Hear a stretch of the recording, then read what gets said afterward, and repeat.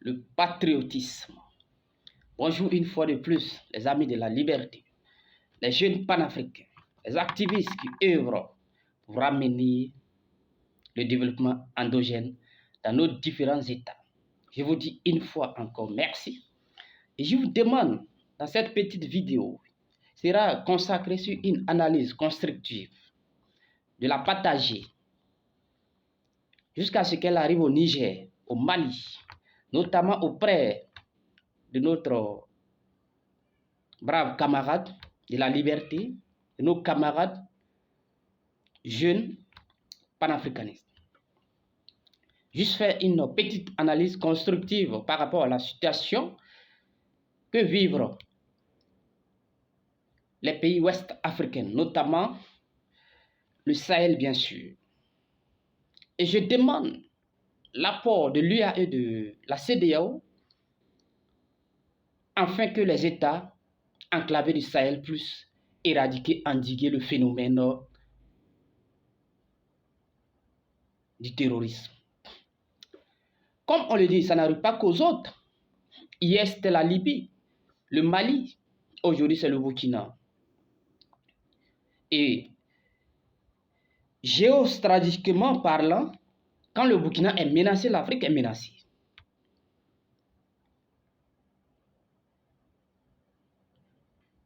Je ne suis pas un politologue, je fais mes analyses à ma manière. Lorsque le Burkina,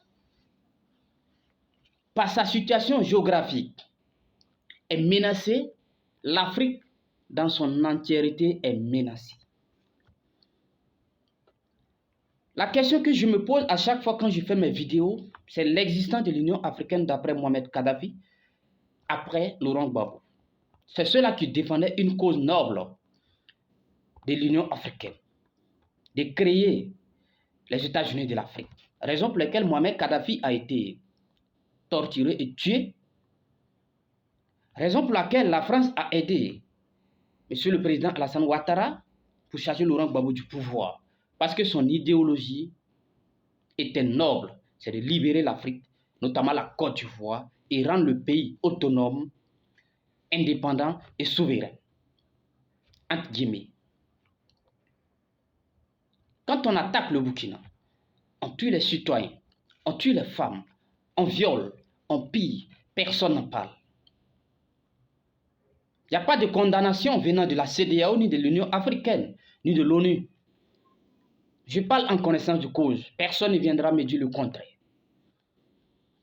Mais lorsqu'une personne est tuée par couteau, en Allemagne, en Angleterre, en Italie, passant par la France, c'est la communauté internationale qui se lève.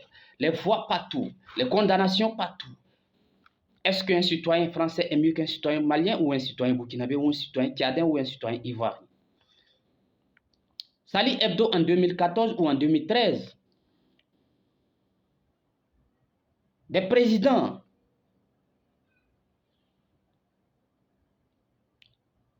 sont allés manifester, pleurer en France parce qu'ils ont tué des Français. Et à Kidal, on tue.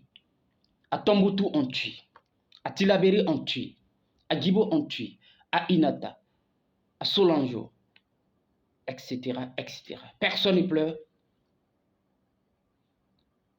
à la mémoire de nos braves citoyens, de nos braves soldats, et de nos braves VDP tombés. Personne ne pleure en dehors de nos parents. C'est à ce juste titre que je demande une solidarité encore plus forte, plus unie, au niveau de la CEDEAO, au niveau de l'Union européenne, au niveau de l'Union africaine. Comme le dit est bien et bel écrit sur les chartes des Nations Unies,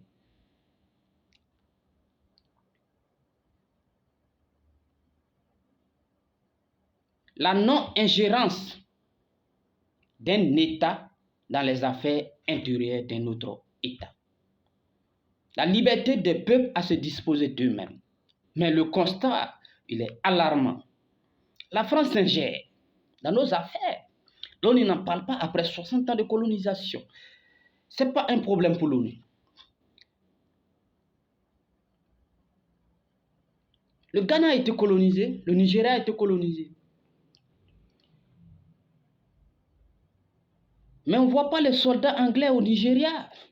Les soldats britanniques ne sont plus au Ghana. Mais pourquoi forcément les soldats, les légionnaires français veulent être en Côte d'Ivoire, ils veulent être au Mali, ils veulent être au Burkina, ils veulent être au Niger? C'est juste contrôler nos richesses. C'est juste voir avec qui nous pouvons travailler. Comment donner les marchés, des constructions des ponts, des voies, des autoroutes, des écoles, des hôpitaux, des universités, etc., etc. Ils sont là pour juste protéger les voiles et non pas protéger les citoyens burkinabés ou maliens ou ivoiriens ou nigériens. En Côte d'Ivoire, en 2004, ils ont tiré sur les étudiants. Personne n'en parle. La communauté internationale n'en parle pas.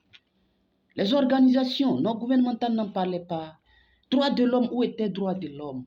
Au Mali, pas erreur, en 2021, ils ont tué. Personne n'en parle. Le droit de l'homme noir est-il différent du droit de l'homme blanc? C'est la question qu'il faut se poser. Qui a détruit l'Afrique? Qui a vendu l'Afrique? C'est les élites africaines.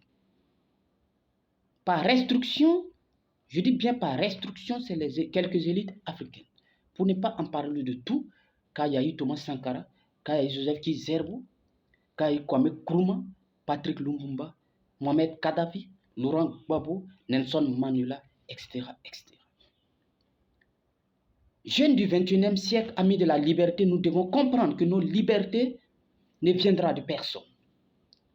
Comme le disait le célèbre journaliste Norbert Zongo, qui a été tué même par sa position, ses prises de position, son idéologie, le disait, on ne libère pas un homme, mais un homme se libère. Je serai bref, en conclusion, pour féliciter son Excellence, Monsieur le Président, Capitaine Ibrahim Traoré, féliciter ces braves soldats, les VDP, les activistes, les hommes religieux, les hommes coutumiers, les activistes, les politiciens, l'ensemble, je vous dis merci pour le travail abattu sur le terrain, pour l'intérêt que vous apportez à la nation, pour l'amour de reconquérir le territoire. En politique, la politique est suspendue. Sa suspension n'est pas infinie. Comme l'a dit dans son interview, si la guerre finit demain après-demain, nous remettons le pouvoir aux hommes politiques pour faire le pouvoir, pour faire la politique. Mais juste un rappel de que la jeunesse est consciente et est en observation de vos actions sur le terrain, de vos engouements sur le terrain. Qu'il sera en fonction de ça qu'un leader politique sera désigné par la jeunesse burkinabé. En fonction de ton idéologie, en fonction de l'amour que tu as pour ton peuple, en fonction de l'intérêt commun des ressources naturelles du Burkina. Je vous remercie.